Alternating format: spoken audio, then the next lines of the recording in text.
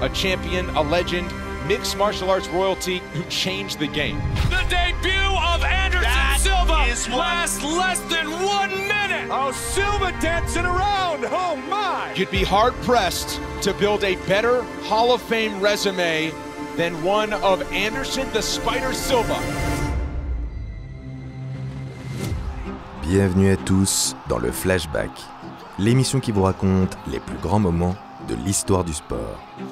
Quand un sportif atteint le pic en termes de talent et de performance, on dit qu'il est à son prime.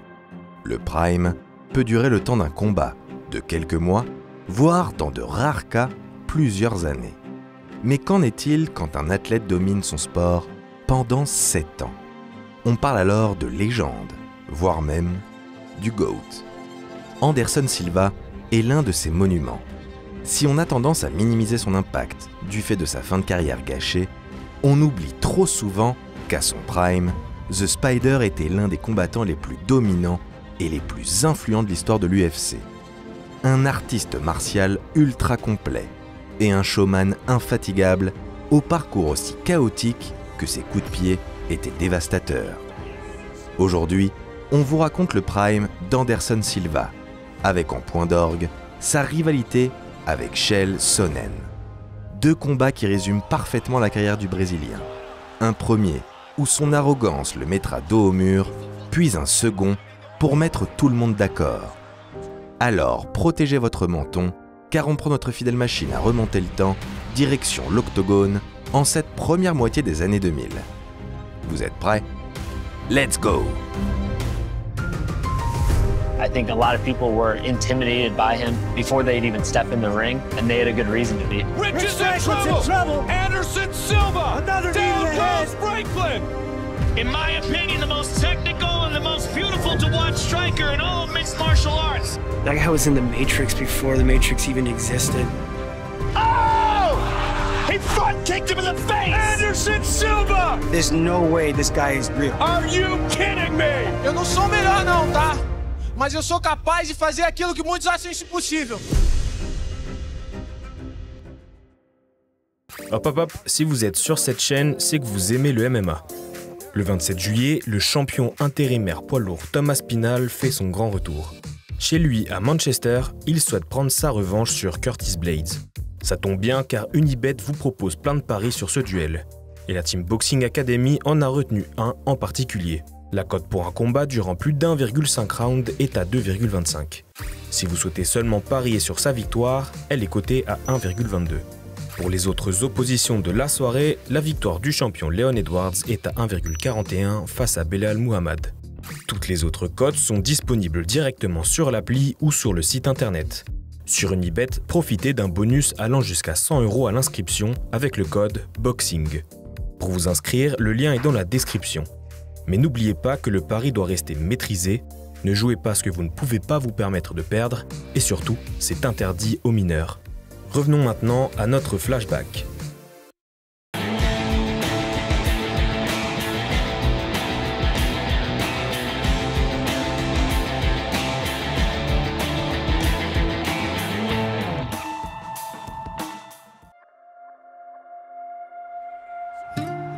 Anderson Silva est un talentueux, ça ne fait aucun doute. Mais pour comprendre comment il s'est forgé une palette technique aussi formidable, il faut se plonger dans son enfance.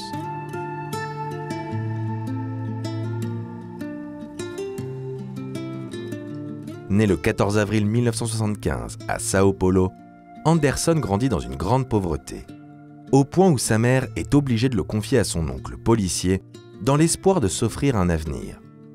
Il n'est encore qu'un enfant quand il découvre le jiu-jitsu brésilien dans le club de son quartier. Vous vous en doutez, il en tombe immédiatement amoureux. Du JGB et tout ce qui se rapproche de près ou de loin à un sport de contact d'ailleurs. En moins de temps qu'il en faut pour le dire, il devient ceinture noire de JGB, de taekwondo, de muay thai et de judo, tout en pratiquant également la capoeira. Inutile de vous faire un dessin. Anderson Silva a des facilités. On peut même parler de dons innés. Avec un éventail de techniques aussi large, l'idée de les mixer dans ce qu'on appelle les arts martiaux mixtes ne tarde pas à germer dans son esprit. Anderson Silva lance sa carrière en MMA en 1997. D'abord au Brésil, puis au Japon. Au pays du soleil levant, il intègre le Shooto, où il décroche une ceinture en terrassant Hayato Sakurai, pourtant sur une série impressionnante de 20 combats sans défaite.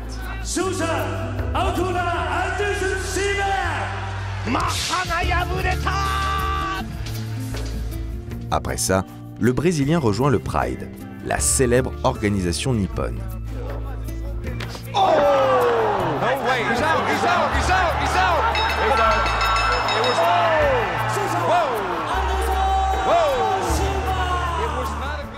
Silva enchaîne les victoires, mais finit par s'incliner contre un combattant supposé plus faible. Cet événement marque la fracture entre lui et son équipe, la chute boxe. Contraint de quitter le Pride, il est très affecté moralement et songe même à prendre sa retraite. Mais il s'accroche. Radié du Pride et après quelques fights dans diverses organisations, le Brésilien signe officiellement à l'UFC en 2006. Anderson, the Spider Silva. Pour son baptême du feu, Anderson Silva fait sensation. D'un vilain coup de genou, il éteint la lumière de Chris Leben.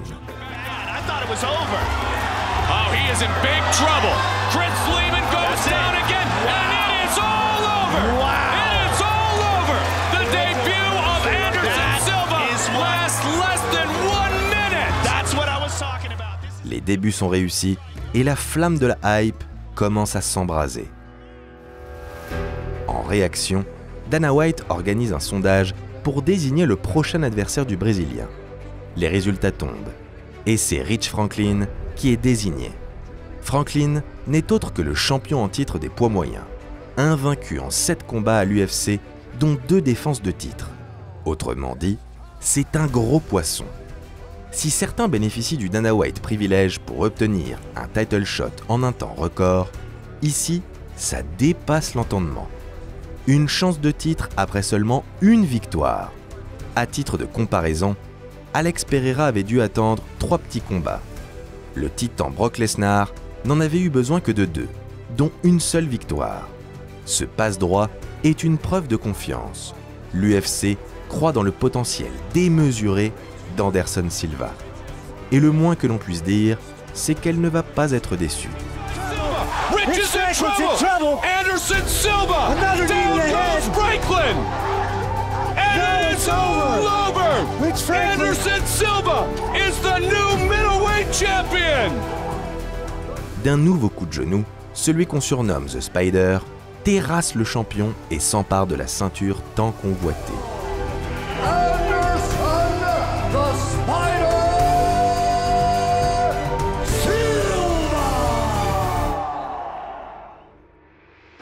Logé autour de la taille, il ne compte pas la lâcher de sitôt. Pour la conserver, il engage un certain Daniel Voirin, histoire de perfectionner son striking.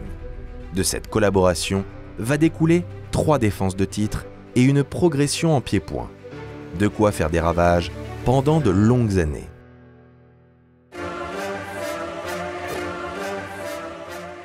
Le monde apprend alors à craindre l'immense talent du Brésilien. Maître absolu des arts martiaux, son striking terrorise toute la planète MMA. Souple comme la pieuvre et mordant comme l'araignée, personne ne semble pouvoir trouver la solution. Même quand il ose s'aventurer dans la catégorie supérieure, Spider Silva est juste trop fort. Il humilie Forrest Griffin pendant 3 minutes avant de l'achever d'un direct du droit assassin. I mean, that's just amazing. And again, he's out. Anderson Silva. Juste terrifiant. Avec ses longs segments, le Brésilien cherche constamment la finition. Surtout, il aime varier ses coups. Jab supersonique, coup de genou, crochet ou kick dévastateur, il fait preuve d'une précision clinique. Particulièrement quand il s'agit d'éteindre un adversaire. Dans la cage, Anderson Silva semble se balader. Il est de ces grands champions qui parviennent à donner l'illusion que ce qu'ils réalisent est simple, appliqué sans effort. Mais cette attitude en dilettante a aussi tendance à agacer. Avant l'époque des McGregor, John Jones et des autres cracheurs de feu, le trash-talking et les provocations sont assez mal vus, réservés à une caste de combattants de niche. Pourtant, sans jamais attaquer verbalement, The Spider aime se montrer insolent. Will you agree to fight him? Was Chael Sonnen your toughest fight in UFC so far? No. Okay. En conférence de presse ou dans l'octogone, il se moque, danse et baisse sa garde, l'air de dire « c'est trop facile, je ne cours aucun danger ». Le problème, c'est que son attitude désinvolte peut parfois prendre le pas sur le spectacle. Face à Demian Maia, par exemple, le champion s'impose par décision unanime, mais le public reste sur sa faim. Anderson the Spider Silva! Silva a passé son temps à s'amuser de son adversaire sans lui entrer dans le lard.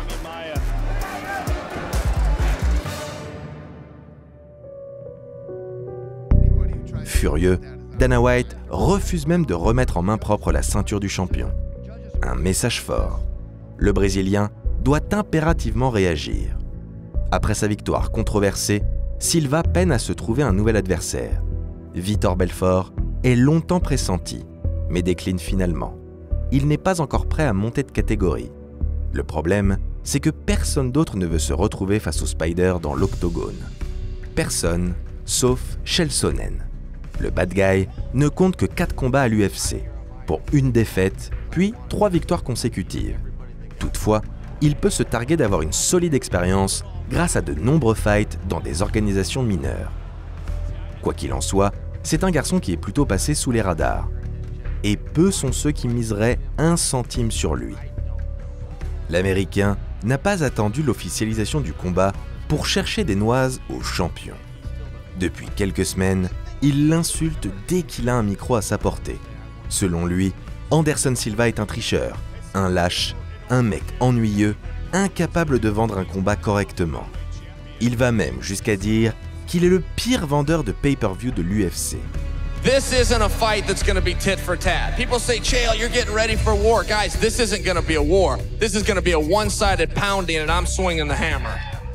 Peu touché par ses provocations grossières, Silva annonce qu'il réglera cette histoire dans la cage. La stratégie du bad guy est en train de fonctionner. La hype grimpe en flèche et la tension monte. Alors, qui du striker ou du lutteur remportera la victoire? Qui du Brésilien ou de l'Américain accrochera la ceinture à sa taille? La seule vraie réponse est dans l'octogone. Ladies and gentlemen, welcome to the pre-funk of Anderson Silva's retirement party, hosted by yours truly tomorrow night.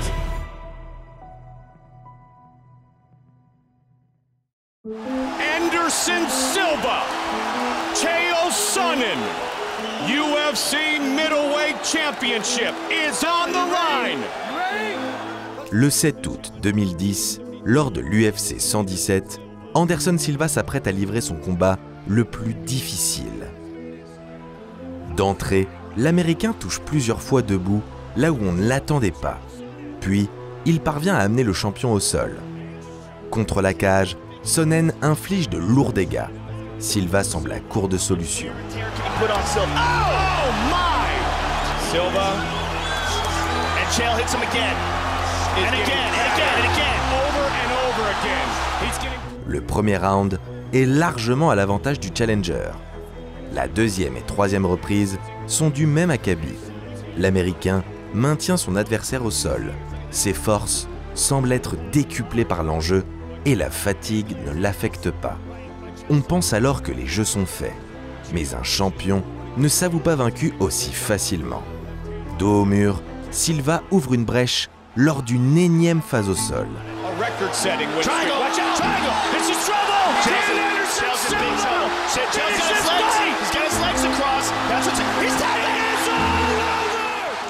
Anderson Silva vient de remporter un combat qui était perdu. Il marque là l'un des plus grands comebacks de l'histoire de l'UFC. Il conserve sa ceinture pour la 7e fois. Après le fight, on apprendra que Silva s'est battu avec une côte cassée, ce qui ajoute un peu plus d'épaisseur à la légende.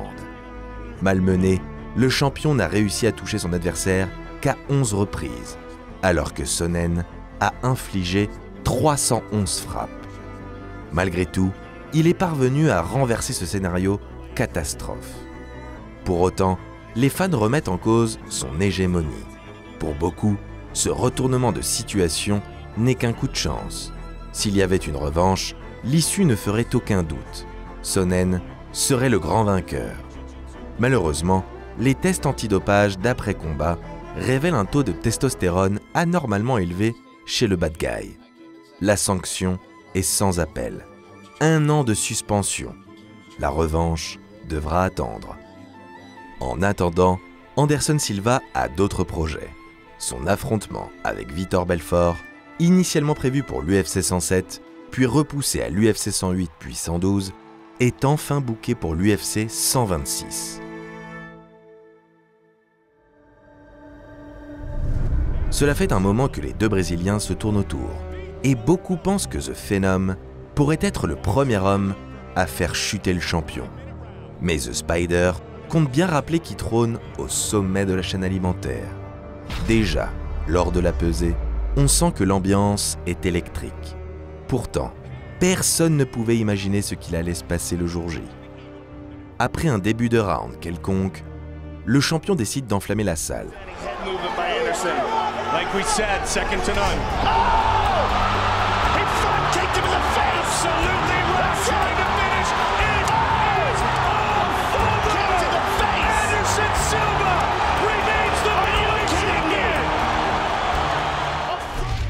Un front kick en plein dans la bouche qui assomme Vitor Belfort.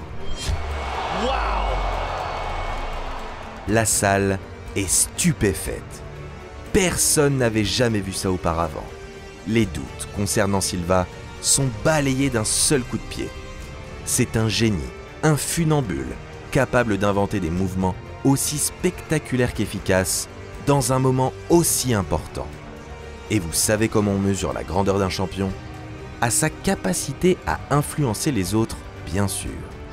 Après ça, de nombreux combattants tenteront de reproduire ce fameux head front kick. Ça y est, plus personne n'ose douter de la suprématie d'Anderson Silva. Mais pour parachever son retour en grâce, il doit encore battre le seul homme à l'avoir fait vaciller.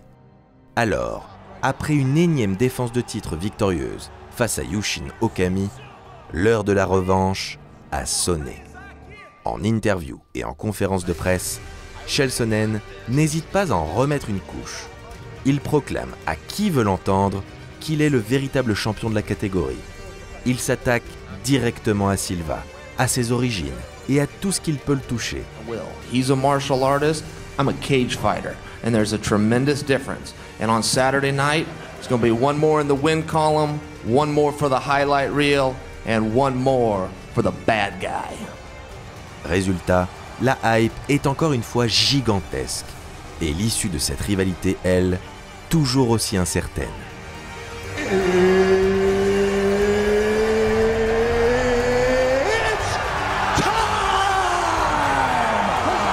Protect yourself at all time, obey my command at all time. If you want to touch that, do it now, go back to your corner. Once again, we are underway. There's that power double and he's down. Le combat commence. La stratégie du bad guy est strictement la même que lors de leur précédent duel. Précipiter le champion au sol, là où il sera en difficulté. Mais Anderson Silva n'est pas né de la dernière pluie. Et puis, c'est un génie du combat. Alors, il résiste aux assauts et limite la casse quand il est acculé.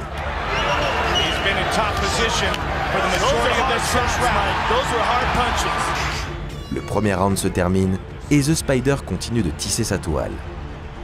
Dans la deuxième reprise, le champion touche de plus en plus.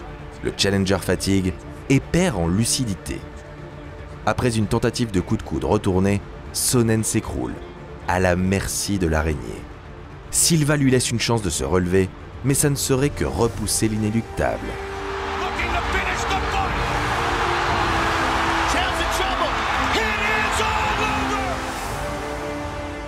Le champion reste champion et clôt définitivement la rivalité avec le bad guy.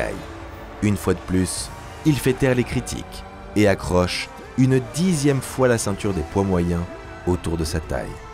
Un record absolu et toujours inégalé aujourd'hui. Plus personne n'ose remettre en cause le talent et le style d'Anderson Silva. Grâce à ce nouvel exploit, il s'assoit à la table des géants de ce sport, prétendant au titre de GOAT. Mais malheureusement, quand on monte très haut, la chute n'en est que plus vertigineuse. Après une nouvelle victoire chez les mi-moyens, Anderson Silva remet son titre des poids welter en jeu contre Chris Weidman. Une énième défense de titre, un énième combat facile. Dès le premier round, The Spider passe son temps à provoquer et fait mine de s'ennuyer. Mais dans la deuxième reprise, il va fanfaronner pour la dernière fois.